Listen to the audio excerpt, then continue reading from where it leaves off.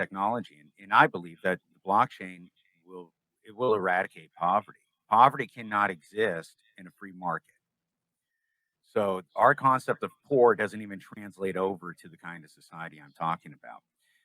And the reason why Bitcoin itself would eradicate poverty is because imagine what would happen to a society where the money you earn in your youth has a higher purchasing power than it had, or I'm sorry. Let me say one thing before I say that.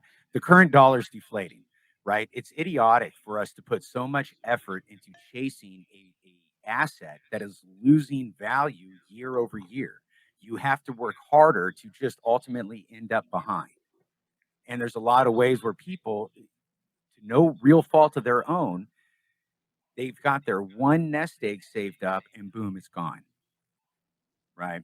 And when they saved it, it became worth less in purchasing power by the time they needed it. So Bitcoin is a deflationary currency.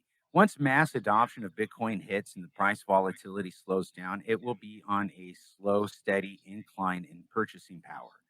So the money you save today will have more purchasing power next year. So imagine what would happen to a society if the money that you earned in your youth had a greater purchasing power in your retirement, right? That you're living large.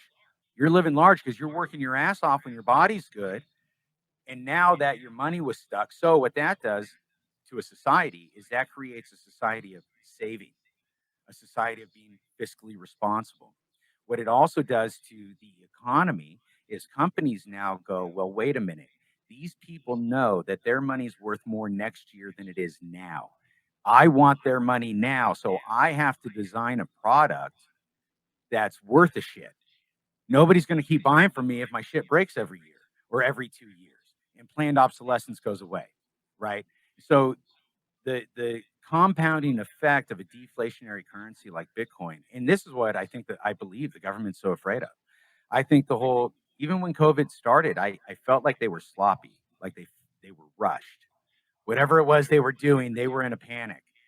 And the more I've really debated it, I really do believe it's the power of Bitcoin that they're afraid of. And they need to transfer us over to a central bank digital currency to really lock down the control. Because once we're on a central bank digital currency, we can kiss this podcast goodbye. We can kiss my Insta goodbye. You know what I mean? Because they're going to go, oh, you can't get gas. You can't go get food now. Nobody's going to interact with you now. And then all of our kids are screwed and our grandkids. And I don't know if humanity would ever be able to come back from that. Mm-hmm. Yeah, I think your point about Bitcoin versus the dollar, just because the dollar is a Federal Reserve currency or fiat currency, and they're able to print more uh, infinitely, which devalues it, like you mentioned.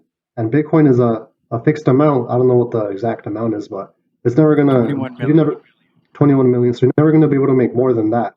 So that's why over time, once people adopt it, it'll keep going up in value, not like the dollar. Well, and So this is what I like to tell people too when they tell me that Bitcoin's not backed by anything.